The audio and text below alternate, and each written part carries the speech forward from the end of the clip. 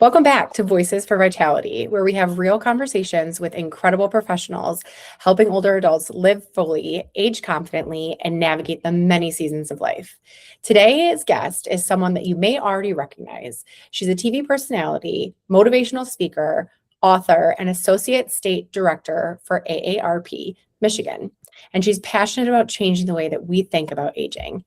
But wait, what makes Jennifer Feuerstein-DiVita especially interesting is her journey, because the path to where she is today is anything but traditional. Through her own experience with ageism, she discovered a passion for advocating for older adults and has become one of the most influential voices in Western Michigan on aging well. Jennifer, I am so excited to have you here today. I still remember sitting next to you at Laura Kelso's Grand Rapids Savvy Senior event and thinking, wow, this woman really lives and breathes aging well. Your views, your philosophies match up so well with Vitality at Home. It's really an honor to have you here. Welcome.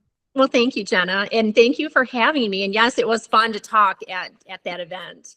I think that we did it 2 years in a row next to each other. I love it. So anyway, for those who may not know you or your story yet, can you tell us a little bit about yourself and how you got to where you are today? So I work in the field of aging, but it was truly an accidental career. And my traditional path was I went the college route. I got my degree in broadcasting and journalism.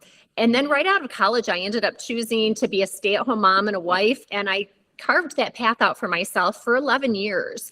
And I decided about 9 years into being a stay-at-home mom, I thought, I'm going to try to get my foot back in the door in broadcasting, see what happens. A part-time reporter position had opened up at a local news station, so I applied for it.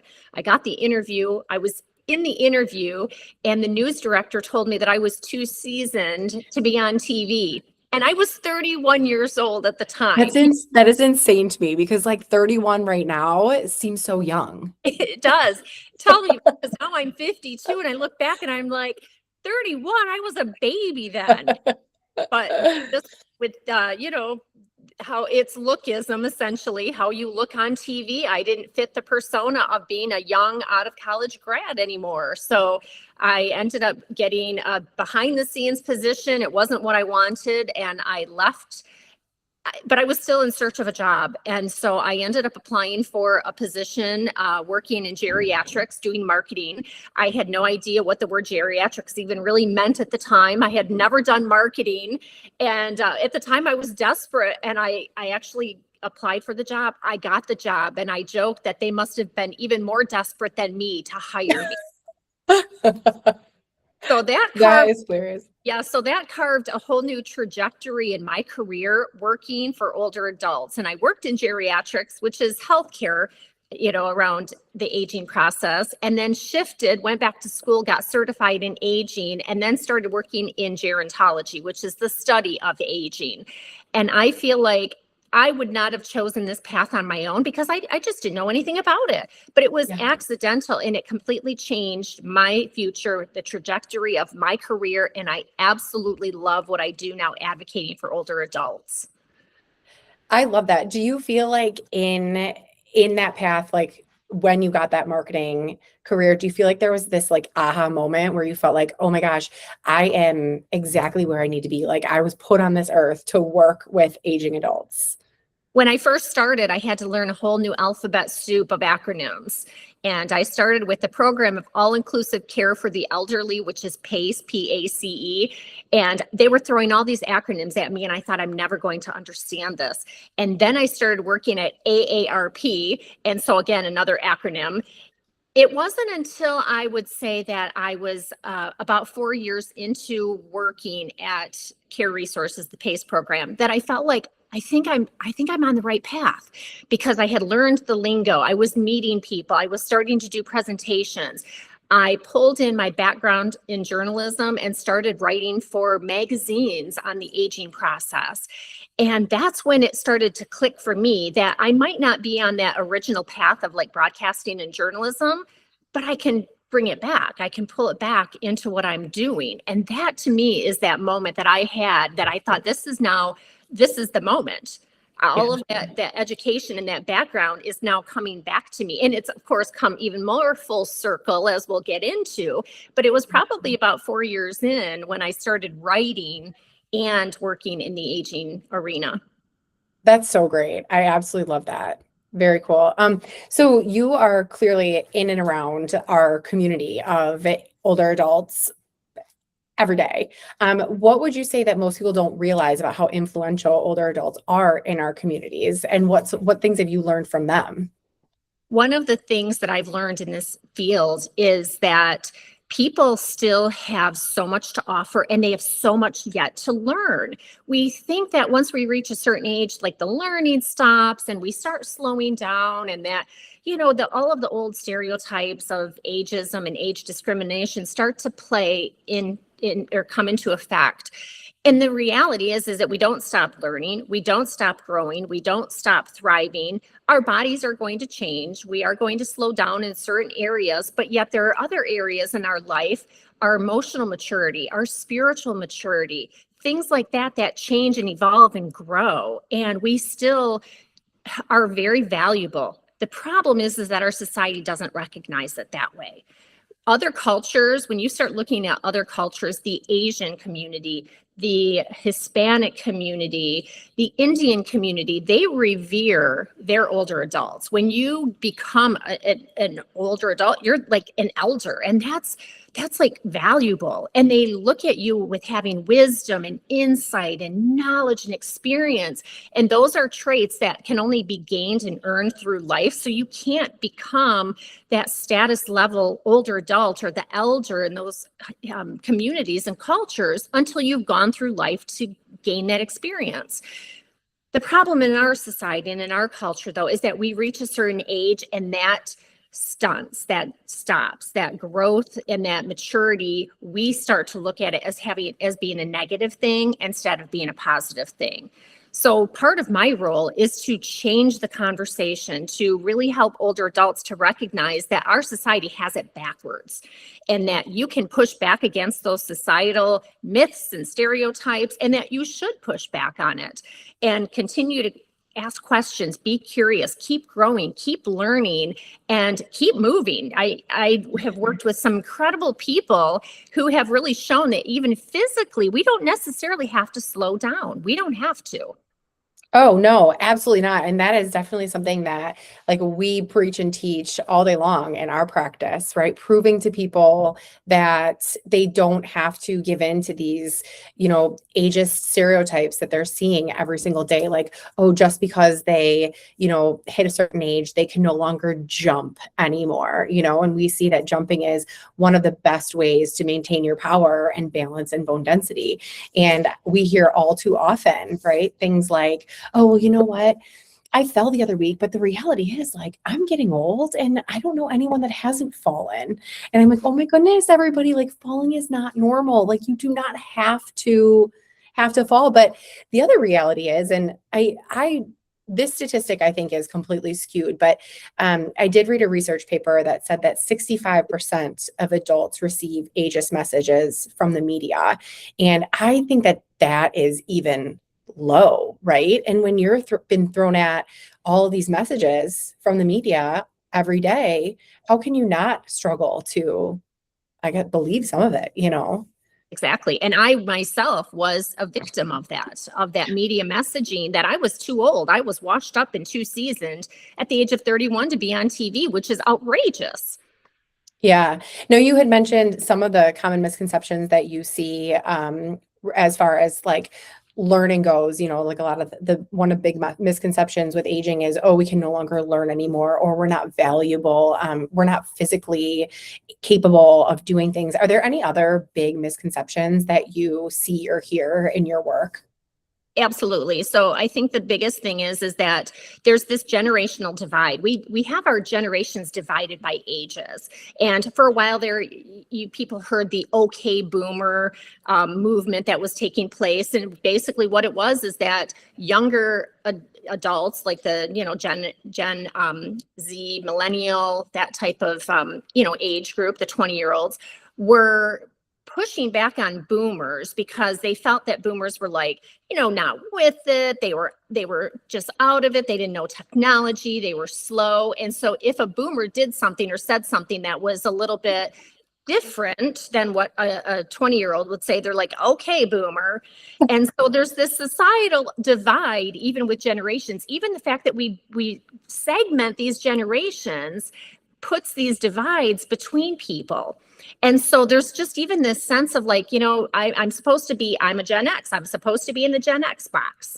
And one of the things that we do at AARP is try to push back against it and bridge those divides. We have a group of volunteers called the TLC, the Thought Leadership Council. And these are volunteers that are in their 20s working with AARP. They're college students and 20-year-olds working with AARP to really try to advocate for older adults and to start pushing messages and movements and advocating on issues that are going to affect them when they get older.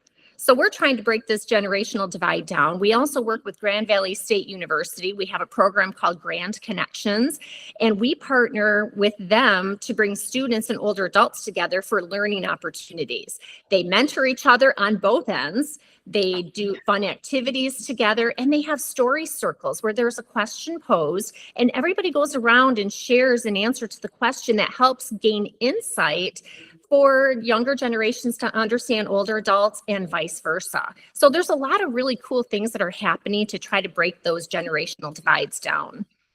I think that is so cool. And it never, to be honest, never really dawned on me that that generational naming had such an impact, because I see it too in myself. I'm kind of the end of the millennial generation, and I don't identify as any of the like stereotypical millennial behaviors, right? And so, of course, if I'm feeling that, the baby boomer generation is feeling that as well. Right.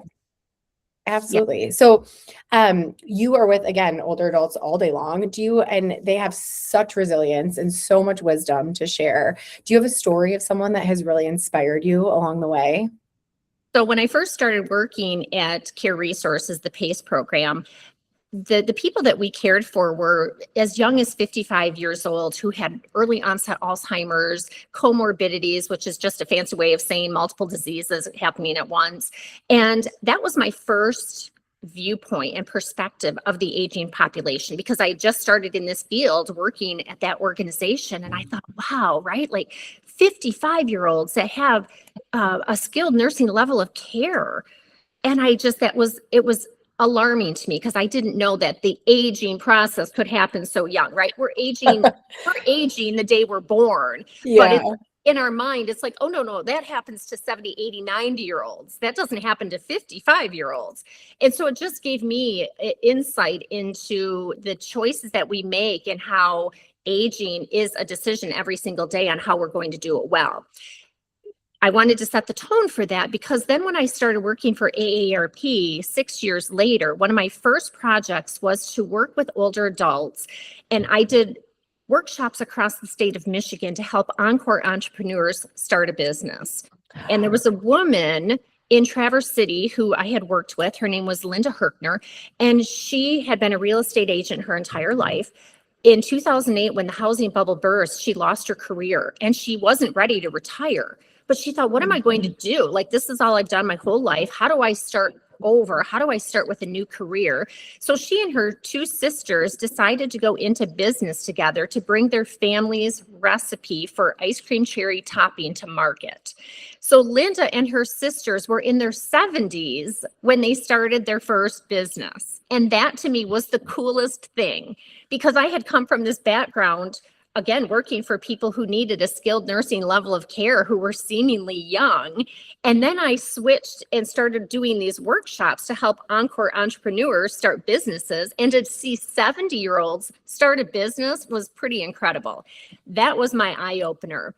And then I think one of the other most inspirational stories for me is there is a woman by the name of Ernestine Shepherd, and I've actually had the opportunity to work with her. She is the world's oldest bodybuilder.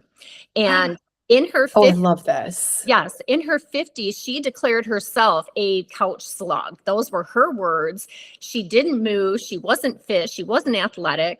And her sister died of health problems, and she didn't want to follow her sister's path. So she made a decision that day that she was going to get healthy, and she dedicated her her whole life and her health and wellness to her sister.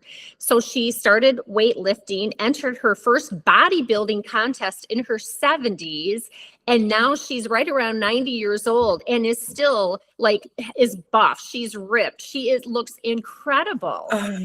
And we had the opportunity to do a flash mob with her, and she was the star performer in it, and she was amazing. So that's where I even had said, like, you don't even have to slow down at a certain age. Here she entered her first bodybuilding competition in her 70s. That is absolutely incredible. And the reality is that all the research shows your body doesn't stop being able to grow muscle, to build strength and to build endurance and to build stamina. It's just this common misconception that we believe that aging is all about slowing down and getting weaker and being more dependent on everybody. And that is just not the case at all. And I love that there are so many influencers on Instagram now that are in their 70s and 80s that are posting stuff like this. I don't know if you're familiar with Joan McDonald. She has the Instagram Train with Joan. I have not seen it. She is such a neat lady. She sounds just like the lady you were describing. She woke up in her late 60s, and her daughter is she's a professional trainer and trains bodybuilders. She has this whole business on training bodybuilders. So she woke up one day and her daughter was like, listen, Mom, if you keep going this way, like, your diabetes is literally going to kill you. You need to figure something out, or you're just going to sit and rot, basically. And she took that conversation to heart, and she said, all right, here's the skinny, I will let you train me. I will do anything and everything that you say. And I'll give you, I will completely dedicate now my life going forward to being healthy and getting healthy. And sure enough, this woman is lifting more weight, squatting and deadlifting more weight than I could probably ever dream of. But I love that she and her daughter both are just posting this on the internet for other people to see, because I think it's so important to be able to see other people that are similar to you doing these things. Yes, you need that motivation to say, well, if she can do it, then I can do it. 100%. And I remember Ernestine Shepherd saying that at one point too, if I can do it, anybody can do it. Absolutely. So why do you feel like it's so important that we change the narrative around aging?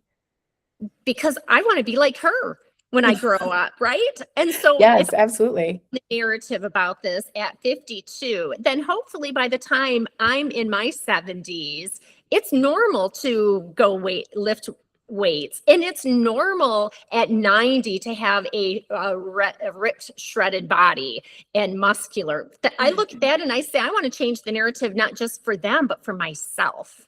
Yeah, I love that. I absolutely love that. So I want to dive a little bit more into the work you do with AARP Michigan. So you are the Associate State Director for AARP of Michigan. What does that role mean? And what does it look like from a day-to-day perspective?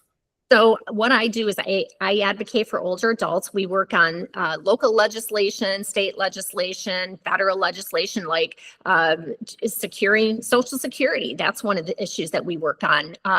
We worked on reducing the cost of prescription drugs to make prescriptions and healthcare more affordable for older adults. So that's one of the things that we do, trying to push these issues and to get our community to understand this. So advocacy is one bucket that I work in. Another one is outreach. So I go out and I do educational presentations to educate people about fraud or scams, to make sure that they're protected, because we know that older adults are more often victimized when it comes to scams than any other population. Now, anybody can be scammed, but older adults just are much more trusting, and they don't necessarily know there's a grandparent scam, right? Where they can be victimized, that if you don't have grandkids, you won't be victimized by that. So there are just things that impact older adults differently. So education, like I said, that piece of it. And then I also do things that just involve AARP members and guests in the community to keep them engaged in life. So we'll do fun events. We do movies for grownups, where we rent out a movie theater and we show movies. Oftentimes they're movies that haven't even hit this big screen yet. So we get these pre-screenings, or they're movies that are relevant and tied to older adults in Hollywood, to show the vibrancy of older adults working in filmmaking. We do member discounts. We will do shred events. Shredding and fraud is a big piece of what we do. So we protect older adults' identities so they don't throw their tax returns away. They can have the stuff shredded for free. We do social events. We're doing events this year called Sip and Social, where we bring older adults together for cocktails, coffee, and then they have an opportunity to meet other people, and we do some kind of a brain health activity to go with it. So again, the 3 buckets are the advocacy, the education, and the outreach. So those are I love that. And those events are all over the state, right? So people in Western Michigan can access events like this. Yes. So the best way to find out information is to go to aarp.org/MI. And you can get more information on all of the events that are taking place across the state of Michigan. I love that. So you had mentioned, as far as issues that older adults are dealing with right now, you mentioned Social Security and healthcare. Are there any other big issues that are affecting older adults right now that you guys are working through? One of them that we are taking on right now are crypto ATM scams. So these crypto ATM machines are popping up in convenience stores and in gas stations. And it looks like an ATM where people can get money out of an ATM, but they're to buy cryptocurrency. So people can go and they can put their cash into a crypto machine and they can buy Bitcoin or crypto or whatever, whatever the cryptocurrency might be.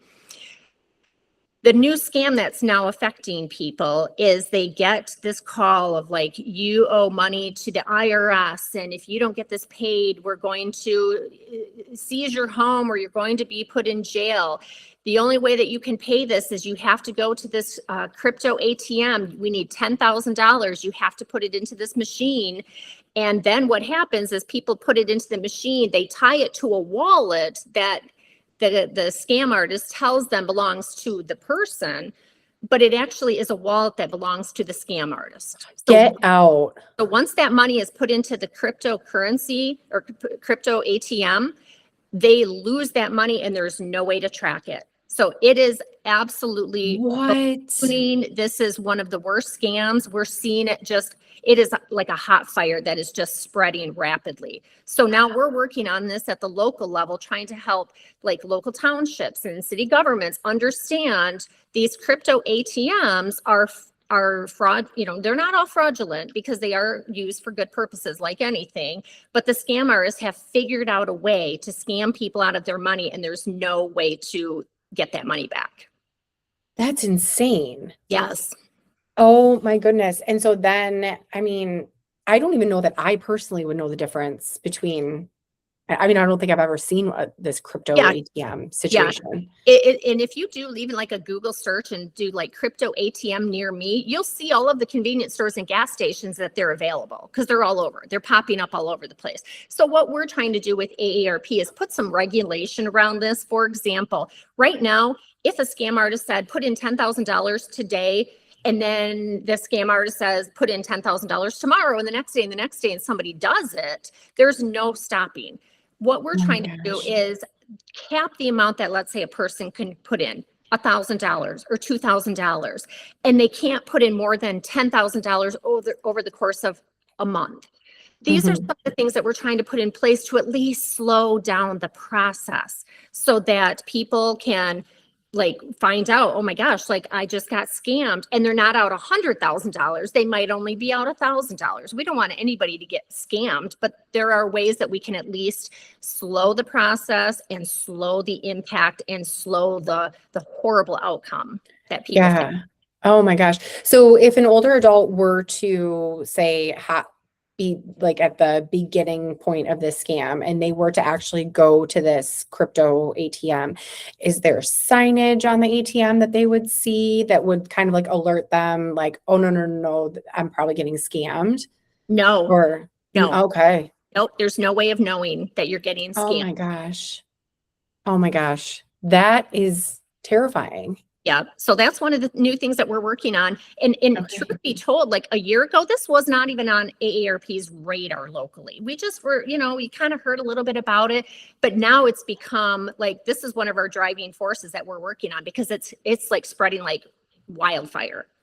Oh, sure. Because I think that once one scam gets heard of, right? The one where the like hurt grandkid, that scam, oh my goodness, I probably would hear a scam like that at 3 or 4 clients' houses a week, right? Yeah. The, hey, grandma, I fell, I'm on vacation, I fell, I broke my arm, and I need $1,000 or whatever it was. Like that one was spreading, but got shut down really quick, Yes. Yeah. right? This one I haven't even And heard people of. learn and they hear about it in word of mouth and it starts to Hmm. spread. And that's where like Yeah, crypto ATM, the scams that are happening, we're just trying to slow down the process so that people can learn about this. Because again, people can get scammed. There's nothing that we can do to stop it if people are still going to put their money into the machine. But we right. can educate them like maybe you need to pause and think about this for a minute before you pump $100,000 into this machine, thinking that you owe back taxes or thinking that, whatever it is. Right, right. Oh my goodness. That is insane. What are some other initiatives or programs that AARP is working on that the average older adult wouldn't know about? Yep. So tying back to my original broadcasting, and I had kind of alluded to this, that, I got my degree in broadcasting and journalism, started writing for magazines on aging about a year after I started working at AARP, and I just celebrated my 12-year anniversary. I've been working in this aging field now for about 18 years. So I'm now one of the seasoned professionals. And about a year after I started working at AARP, Wood TV had approached me and said, you're starting to do this work in the community. We're hearing about it. We're reading it. We're seeing your name in places where you're talking about this. Would you want to start working with Wood TVA and doing these commercials? And they were called Buzz Tips at the time. Today, now they're called Tip of the Day. And it's a 30-second infomercial that we provide information or tips or relevant content for the 50 plus population on anything and everything related to aging. So it could be about ageism, it could be about Medicare, Social Security, it could be about good foot health or heart health or whatever it might be. And so I started doing these commercials back about 10 years ago. I just celebrated my 10-year anniversary. And then in 2021, during the pandemic, we ended up launching a TV show called Real Possibilities that airs on ABC4. And I co-host the TV show, and I bring in local leaders to talk about their aging services or organizations or businesses, what they do and what they offer. And I bring in older adults who are living very vibrant, active lives to show the vitality of older adults. And I've now been doing that for 6 years. So it was 2021, 5 years. So I'm now 52 years old, doing more TV than ever. At 31, I was too seasoned. At 52, I'm doing more TV than ever. And now my platform is positive aging. So you talk about bringing things full circle. It's just, crazy how life just twists and turns. And again, I think your passion for what you're supposed to be doing in life shows, and it comes back to you. It might not be the linear path that you think it's going to be, because it certainly wasn't for me, but I had to shift careers and get on this aging field, get into this new field of gerontology so that I could then come back to TV and broadcasting and now start speaking about this and doing the TV show and doing the commercials.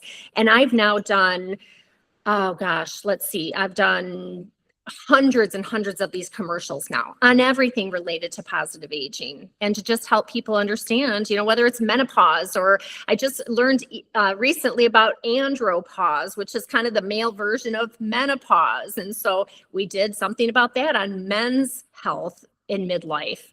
So I'm learning along the way. Absolutely love it. And I was going to say I feel like that's probably the best part, right? Is like you're bringing in all of these people to help everybody age well, and all the while you get to kind of benefit from all of it as well. So you asked the question of like, what other programs or what other things is AARP doing? And I think that's one thing that would maybe unexpected for people. So the TV show airs every Tuesday at noon on ABC4 in West Michigan. It also lives on their website. So it's on demand at abc4westmichigan.com. People can pull up all of these tips of the day that I do. They can pull up our TV show. I co-host the second half of it. Our state director, Paula Cunningham, leads the first half, and she brings on content experts. She might bring in the governor. She might bring in somebody from Social Security. She brings in a content expert to talk about something related to older adults. And then I talk more on the the vitality piece with individuals, and then also like West Michigan leaders and organizations.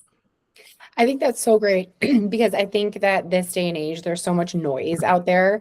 When we go to see a client for the first time, they are typically so overwhelmed because they've been on social media and they've been inundated with all kinds of education, all kinds of information, whether it be on their injury or fall prevention or some kind of comorbidity that they're dealing with.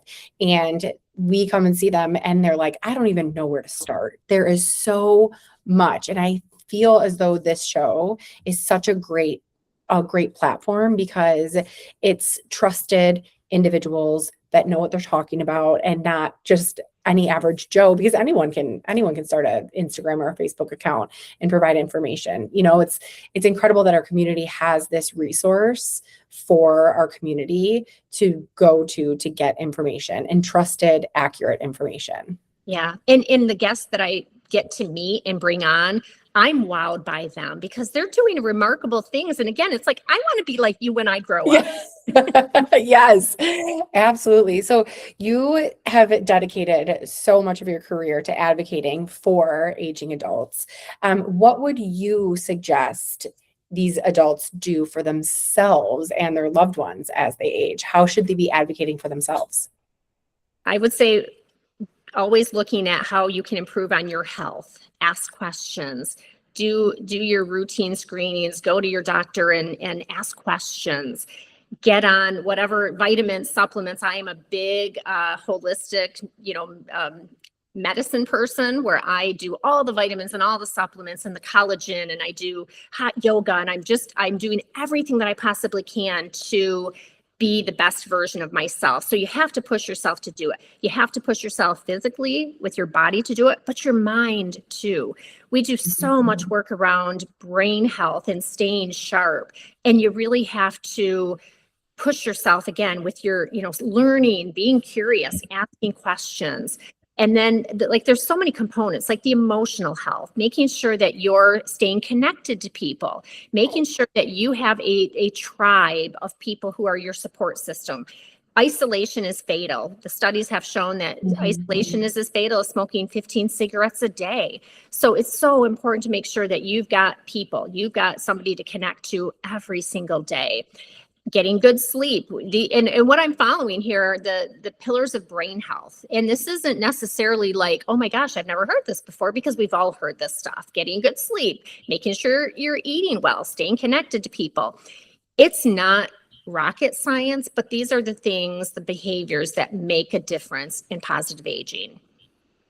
Yeah, I love that. And I know that we preach to all of our clients, you don't get to determine your lifespan, right? You don't get to decide how many years you are on this earth, but you absolutely do have control of your health span, right? You do have control over how many of those years that you're on this earth you are healthy and you are active and you are vibrant, right? And so I love that, just doing whatever you can. Yeah, just keep pushing yourself to be the best version of yourself, mind, body, and spirit. Absolutely.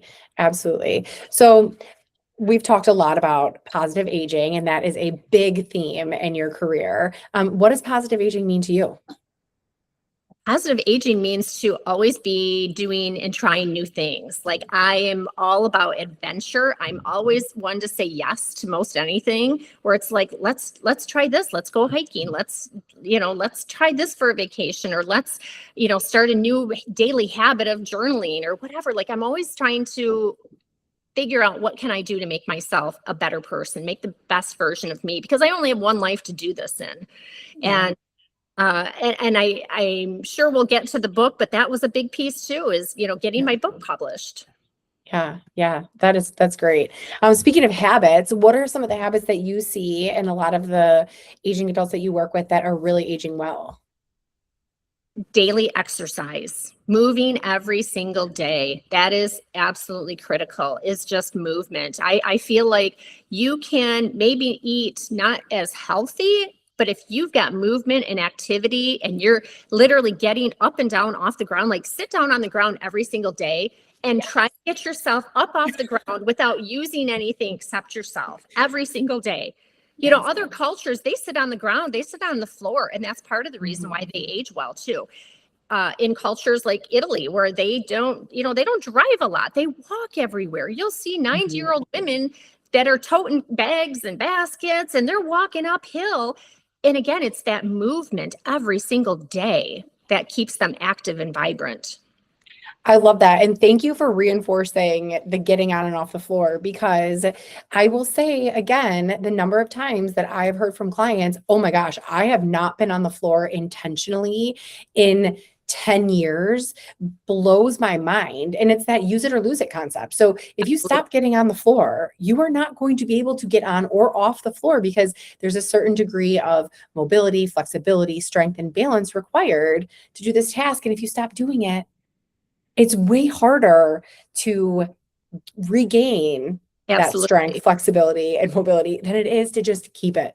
And what does it take? 35 seconds to get on the ground and get right back off? Exactly. If you're going to watch TV, sit on the floor and watch TV for a little bit, and then get up off the floor if you want to go sit on the couch or in your love seat, whatever. But get on the floor and watch TV for a little bit, and then get up. It. Yeah. And while you're down there, stretch, because then that gets your mobility. So, hey, if you're already on the floor, just stretch your legs out a little bit, or your back. Exactly. Right. Don't, like, watching TV should not be a passive activity, in my personal opinion. Right. So anyway, you're also an author, right? You wrote a novel called Not Your Shoe Size, which is so cute, by the way. I loved it. What inspired you to write the story? Thank you. So this is my novel, Not Your Shoe Size. I wrote it under my pen name, Jennifer DiVita, which is now my married name, Jennifer Feuerstein-DiVita. So I recently got married, but this was my pen name. Part of my motivation for writing it was it takes the two characters, Julia and Colette, through life together from the age of 10 to 100. And each chapter is a decade of their life. And in each decade, there's not only, it's like, I consider the book edutainment. It's very fun. It's very lighthearted. There are moments of tears, of course, but it's fun. It's witty. It's light, but there's education at the same time. And I wanted to tie that in. There are a lot of great resource books about the aging spectrum, and everything from caregiving to growing older and wrinkles or whatever it is. But there are no good fiction books that tell the story of aging. So I saw this gap in the literary world, and I thought, I'll write the book. And so the two characters, as I mentioned, are aging in life together from 10 to 100, and they both have very different perspectives about how to age well. So my character, Julia, is all about embracing her gray hair, her wrinkles, her geriatric marshmallow puff shoes. And Colette is chasing the fountain of youth, and she's still wearing stilettos at 100 if she can. Yeah. And they're learning from each other, because women, especially in our society, are impacted so much worse with ageism and lookism that we have to look a certain way. When a man gets gray hair, we call it silver streaks. We call him a silver fox. When a man gets wrinkles, he looks distinguished. But when a woman gets gray hair or wrinkles, well, she's looking a little worn down, a little weathered. She's not aging so well. And I always say it's because we've been fighting this war. We're exhausted. So yes. Of course, we're worn out, because men, they get gray hair and wrinkles and they get celebrated. Women, not so much. So I really wanted women to take a hard look at themselves. Like, what are some of the things that we embrace? And it's not, there's no right way or wrong way to do it, but it's about maybe the expectations that are put on us that we feel like, gosh, I'm not supposed to have gray hair. I'm not supposed to have wrinkles. I better do something to change this. Where it's like, no, you don't have to. You can be beautiful in the skin you're in. But it's just about allowing women to make that choice for themselves, instead of what our society tells women that they should look like or how they should behave, or that your hair after a certain age shouldn't be long, it should be short, or your skirt can't be above the knee, like whatever it is.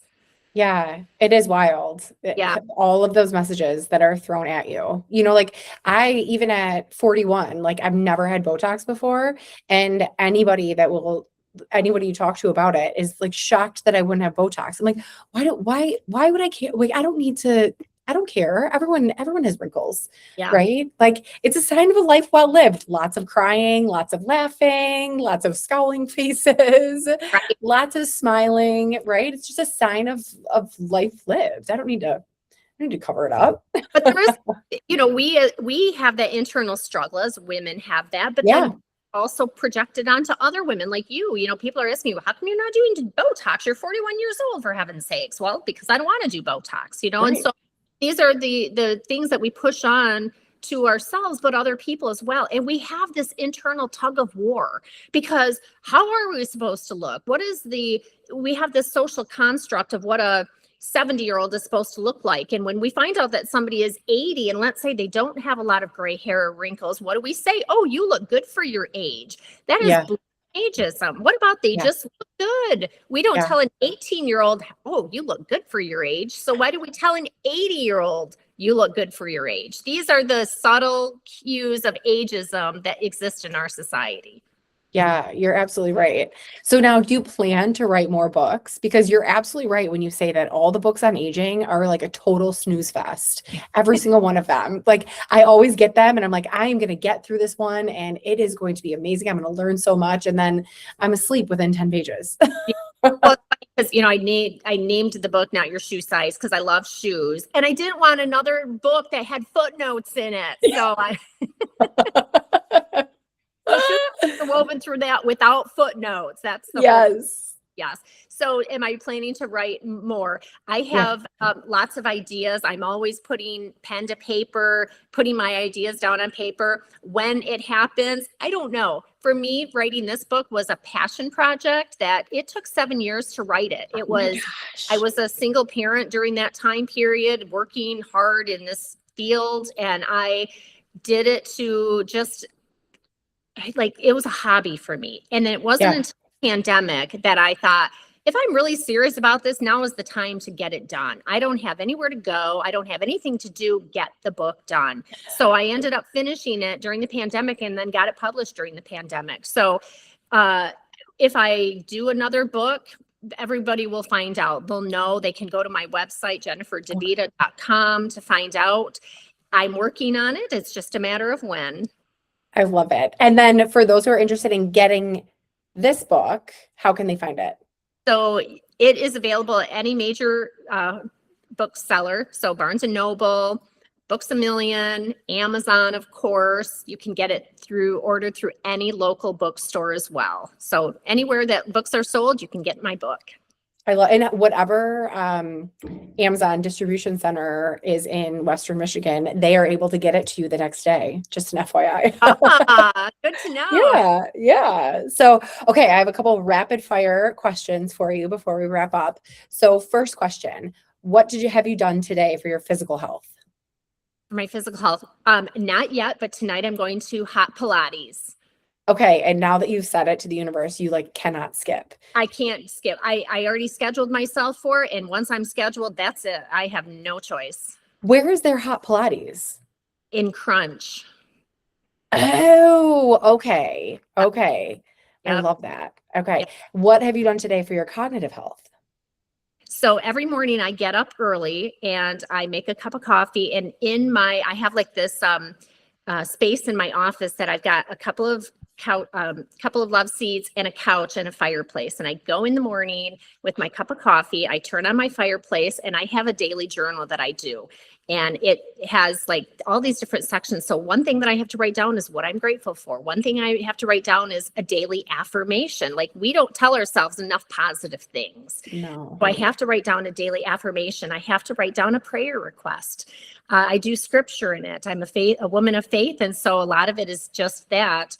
And then there are questions in this journal that are questions about my life. Like, what is your greatest memory of being a kid? Or what are you looking forward to in the future? And so they're just questions that help me to really explore and reflect on who I am as a person.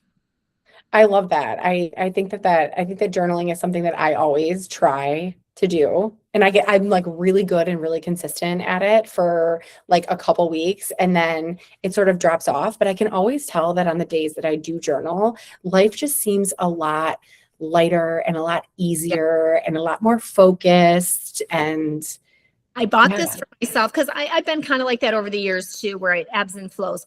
I bought this journal for myself because it's a very different format, because you're just literally doing like one thing you're grateful for, one affirmation, one thing here. So it's not overwhelming, and you can fill out whatever you want to. They're little boxes, yeah. actions, you can fill out what you want. I started doing it as my New Year's resolution, and I haven't stopped yet. So I just Oh my find, gosh, way to go. oh, I know, here we are, middle of March, and I'm still going strong. It is my daily food, truth be told. Yeah.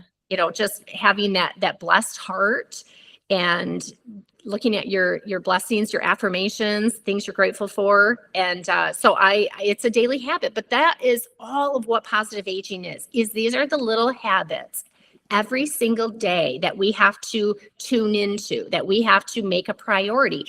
Moving is a priority every single day. Doing something for your mental well-being is a priority every single day. Like, even in the journal, it asks me at the end of the day, I have to reflect on, what did I do for myself today? Like, what was the one positive thing that I did for myself today? And so you should have every single day, like, what can you look back on and go, wow, I did this just for me. Whether it's Yeah. taking a walk, spending time with friends, getting that latte that, it kind of goes against your calorie intake for the day. But you know what? It was just for today. Yeah. I love that. And then final question, what does vitality mean to you? Vitality means to me living your best life, just absolutely finding the joy, even in the hardships, because we're all going to face those difficult times. Life is guaranteed to have trouble. We know that. But it's finding the joy in everything, even in those difficult moments, but finding the joy in the little things and just being the best version of yourself. I love that so much. And Jennifer, thank you so much for joining us today. I really love the work that you're doing to change the conversation around aging and to remind people that every stage of life can be meaningful and full of a lot of possibilities. And thank you to everyone who tuned into this episode of Voices for Vitality Spotlight Series.